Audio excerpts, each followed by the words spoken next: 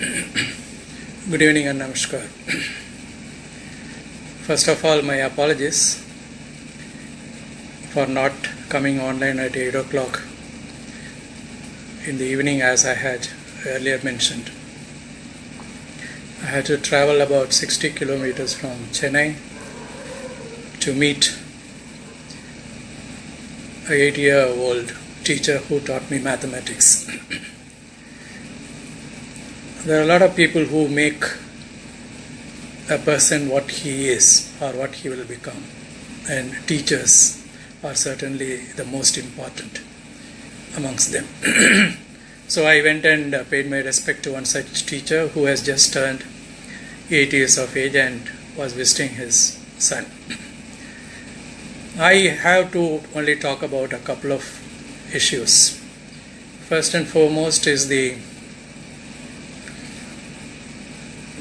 PIL before the Supreme Court, which may be coming up for hearing on admission of the PIL tomorrow. I do not expect any miracles from the Supreme Court of India because the government will be represented at the top level of government lawyers. I will not be surprised if even the Attorney General is present in the court to oppose admission of the PIL. Have solid evidence. I do not know what kind of evidence you have to sustain your allegation that there had been leakage of online question papers in the past at least 15 months or so.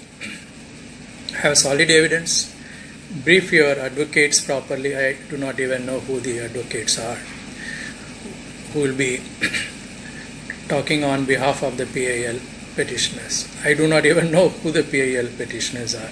My only advice is to have solid evidence and properly brief your advocates in full about what you think has been happening in the Staff Selection Commission. On one hand, it is a contention in the PIL. On the other hand, it will be the contention of the Staff Selection Commission. As far as the Staff Selection Commission's contentions are concerned, the present chairman has been giving frequent interviews after lying dormant for more than a week after you started the agitation on 27th of February. All the posts that he made on the website of the commission should also be handed over to the advocates because they have a lot of material information which can help the PIL petitioners in the case. I do not even know whether there is one petitioner or more than one petitioner, despite whatever may be claimed on behalf of the Staff Selection Commission. And have a solid case because Supreme Court does not waste time. You may not be knowing that SLPs are decided in the course of just a few minutes each because the judges go through all the records before they come to sit in the court to hear a particular case in the Supreme Court, unlike in the High Courts where the judges often hear the parties and decide the outcome of the case. Whereas in the case of the Supreme Court, since the pressure on the court is very, very huge, they dispose of the cases in just a few minutes and they are very well prepared. And I am quite sure that the interviews which your representatives have given to the media and the interviews which have been given on behalf of the Staff Selection Commission to the media should also be given to your advocate to be produced as material evidence if necessary. All you are demanding is that there should be a fair and impartial CBI inquiry into the alleged leakage of question papers in online examinations conducted in the past few months. And you want it under the CBI, under the Supreme Court supervision so that there is expeditious inquiry.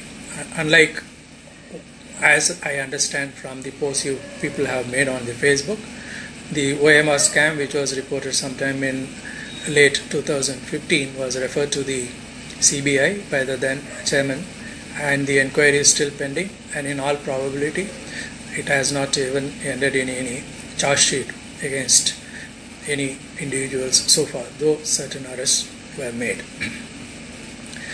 Be well prepared and brief your advocate, whoever he is, or brief your advocates, whoever they are, properly with all the materials, so that they are not found wanting. You can afford to have an agitation without proper leaders, but in the Supreme Court they will have no time to listen to meandering discussions, etc. Therefore, material should be produced instantly whenever they want. I do believe that you have a just demand as far as CGL 2017 Tier 2 examination is concerned, because of whatever has been appearing in the media. But what I believe and what may be found acceptable by the court may be different. The second advice I would like to give is, if the Supreme Court admits the PIL, you will have no other alternative but to withdraw the agitation. Having a PIL being fought in the Supreme Court and having an agitation on the same issue may not be appropriate. So go by whatever orders are given by the Supreme Court, and you have approached the highest court in the country, and therefore you have to have faith in them. And my advice to you will be to listen to whatever directions are given by the Supreme Court and obey them 100%. Because unless the youth have respect for law, unlike some of my esteemed junior colleagues who are occupying important positions now in the government, there will be no future for the country. Supreme Court is one of the most important democratic institutions in the country. Therefore, have faith in the Supreme Court and also obey whatever orders are given by them. I have to talk about the history of how things have evolved in the Staff Selection Commission.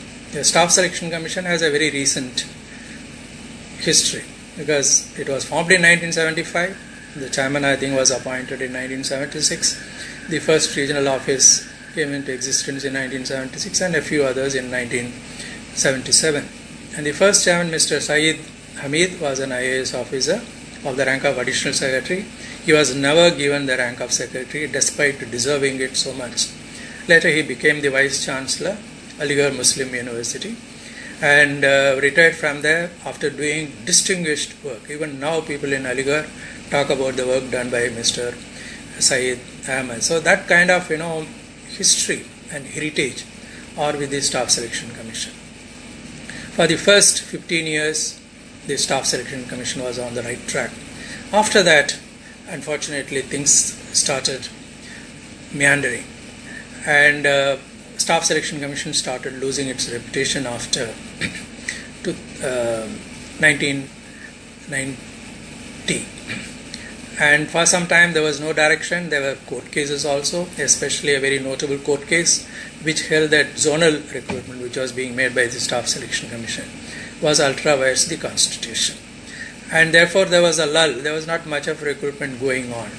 And that was the time when I offered to take the post of Chairman, Staff Selection Commission, and I was selected after observance of due procedure laid down by the government. I was not picked up on random basis by somebody and planted there as the chairman. I was cleared by a committee of secretaries and joined in the rank of Additional Secretary.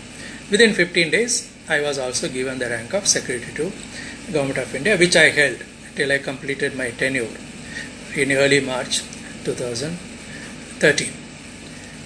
And let me also tell you that there was no online application till 2009.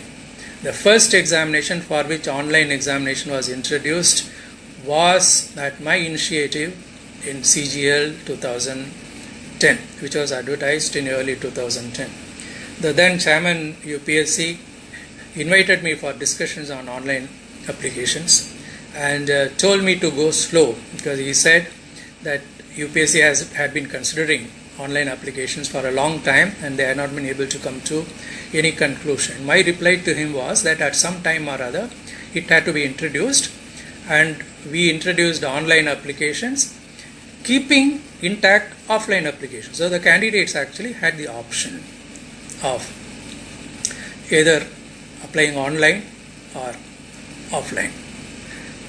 And I also introduced online payment of fees. There were a lot of issues relating to online payment, and it took considerable time to get the approval of the Controller General of Accounts. Nevertheless, ultimately we got it, except that I could not get approval for use of credit cards for payment of fee, because the then CGA was of the view that it was not advisable to allow use of credit cards, because according to him there were frauds in use of credit cards. I was not able to convince him that I had been using credit cards for a long time and I had not had any problem in their use. And we also introduced, even in late 2009, computer-based typing tests and also computer-based data entry test.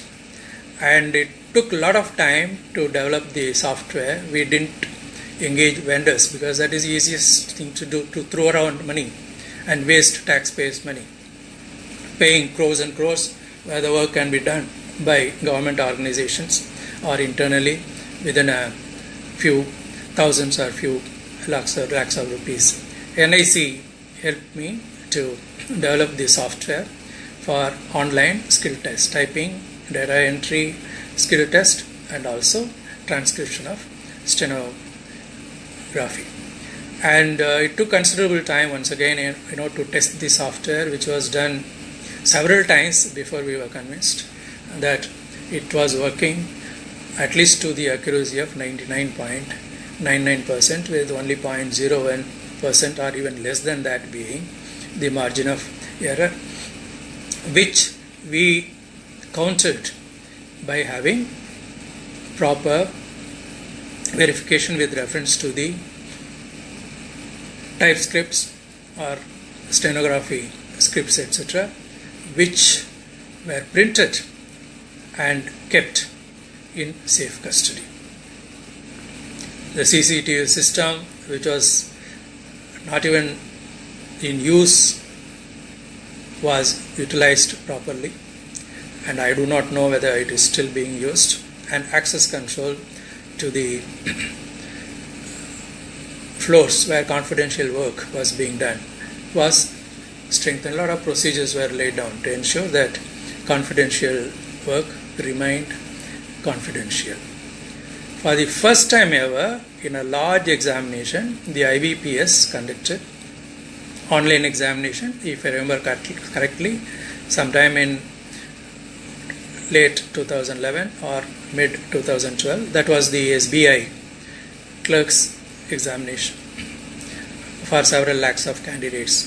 For the first time, once again, a vendor could prove that he was capable of holding online examination on a large scale.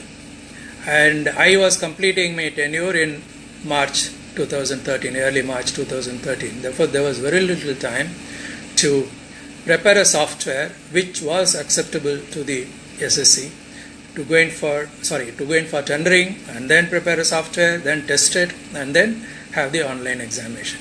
But by then, by 2011-12, we became the largest examination conducting agency in the country, overtaking the IBPS, which position was maintained in 2012-13 and later also. The SSC still remains the largest examination conducting agency, and one has to realize that it is quite challenging to conduct examinations for crores of candidates every year, whether it is offline or online. The only reason why I could not introduce online examination was paucity of time before I completed my tenure. And I left in March 2013. The gentleman who took over from me as the chairman later formed an expert group which advocated immediate online examination. And he kept telling me and also others that he had sent a proposal to the government, but unfortunately I don't think a complete proposal was sent to the DOPT by him before he demitted charge in December 2015. So that was the time that the present chairman took over. So we had been demanding online examination. You can see my Facebook post, and there are Facebook pages who wanted an agitation to be launched. In fact, I told one of the representatives that if they were launching an agitation for an online examination, I will also join the agitation personally in Delhi. That was a time when I was going to Delhi fairly frequently because of giving talks to large groups of students at the behest of an organization. And within my knowledge, the coaching institutes were also well prepared by end of 2015. They had developed computer labs, etc., to have mock tests on the computers in case the candidates, their students wanted them. And they had also developed mobile-based apps for taking tests on the mobiles. Their students did not need to go and take the examination in their examination hall if they did not want to. So there was a clamor all over the country for online examination. So that was the time that the present chairman joined. I have been with interest following the interviews given by him, and he has claimed that before he joined in offline examinations there was leakage of question papers. So if he has knowledge, what prevented him from instituting CBI inquiry? Why did he wait for such a long time to talk about it?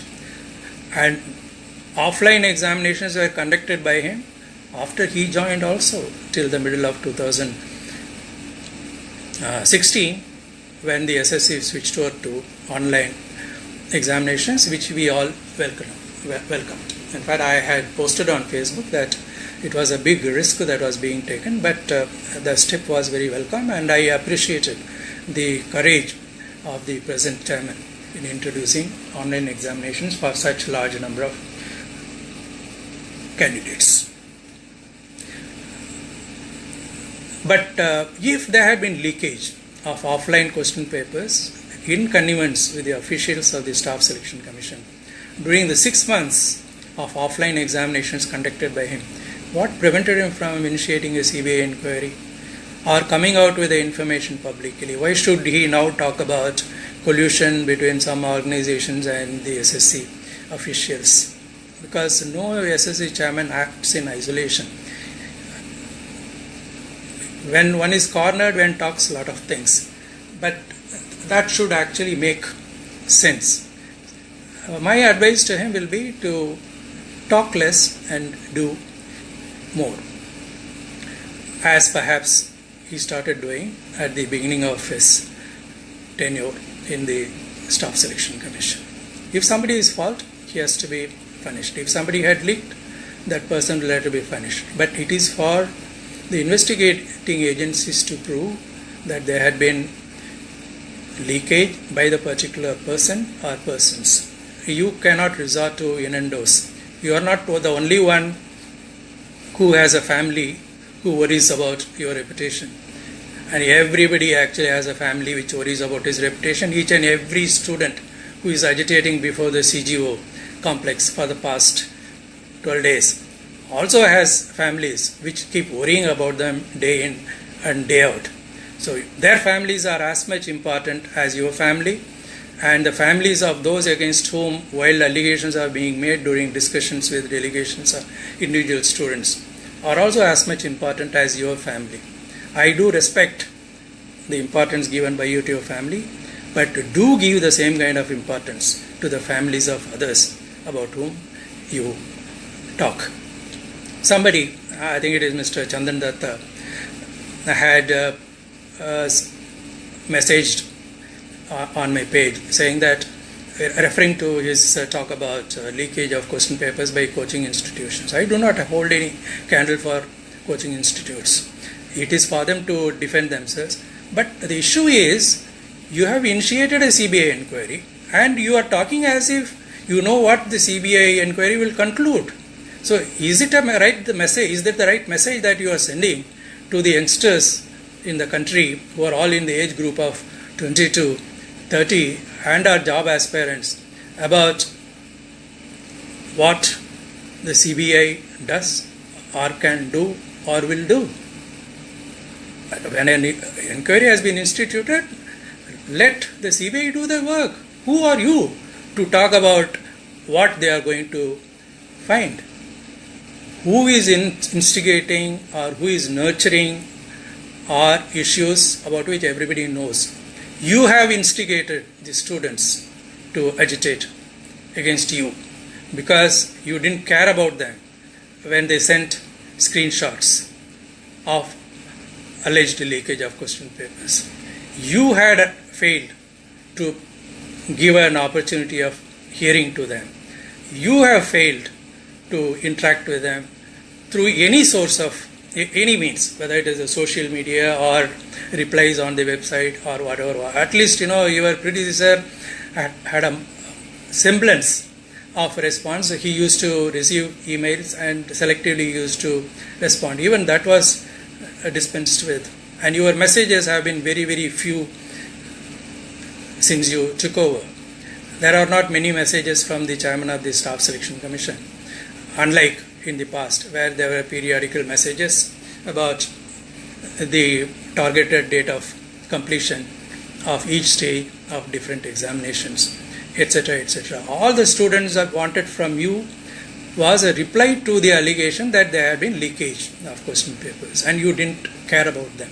So therefore their stand hardened. When they stand hardened, there were some people who might have supplied food, and people like me who, even without knowing what the demands of the students were supporting, because if students, thousands of them, are agitating against a particular organization, braving sun and rain and sleeping on the pavement in the night without proper toilets, without proper food, without proper dress, without proper drinks, including women, for several days, there must be some reason, and you had not cared about them during the first. What did you do in the first 1 week? Why did you start, giving all these press interviews after instituting the CBI inquiry? Tell me, first of all, do you require the DOPT's approval for writing to the CBI to cause an investigation? Your predecessor didn't, and his predecessor, that's me, never sought government's approval for referring anything to the CBI. When we felt that there was a prima facie case of cheating, either individually or in a group, we immediately referred the matter to the CBI. What prevented you from doing it? Why should you drag external agencies? Even without your referring, if they had a role in the leakage, the CBI will bring it out. Why make it a specific issue casting aspersions on everyone? I had very clearly said that if I had committed any mistake, knowingly or unknowingly, willingly or unwillingly, without my knowledge, I should suffer for that. But within my knowledge, as per my conscience, I had not committed anything whatsoever. And I had actually placed my the anecdotes of my life also, including my career, on the internet. There is no secrecy in my life. And all boys and girls who admire me know what I did when I was in college, what I did when I was in school, what I did in the academy after I joined, how I joined the IAS, who prompted me to join the IAS, and about each and every post held by me, etc., etc., all till 1999. After that, because of my eyesight, I have not been able to type long passages, and therefore I have not really followed it up. So nothing is a secret in my life. Why resort to innuendos? Why try to divide the students? I do not understand the strategy, because it's a very simple thing. They came to you with the hope that you will look into the alleged complaints of alleged leakage by somebody, because there is a long line. There is the SSC, there are officers in the SSC, then you have the vendor, you have the sub-vendor has different sub-centers, the sub-centers engage different people to supervise, and there are others also who are involved like security, etc., etc. Any person, might have been tempted to leak a few questions. All that was required from me was to look at things internally and tell them transparently why you believe that there had been no leakage. And since the replies were not satisfactory, since the replies were basically beating around the bush, they had no other alternative but to continue the agitation. And people like me had to support with a very painful heart, because I spent 8 years of my life in the Staff Selection Commission.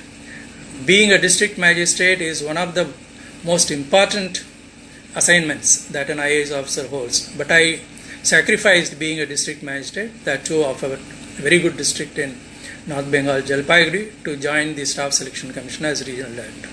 Similarly, when the time came for me to become secretary, I preferred to join the SSC because I thought I would be able to contribute to the unemployed youth through the SSC rather than being a secretary who is normally subservient to the minister under whom he works or the Prime Minister.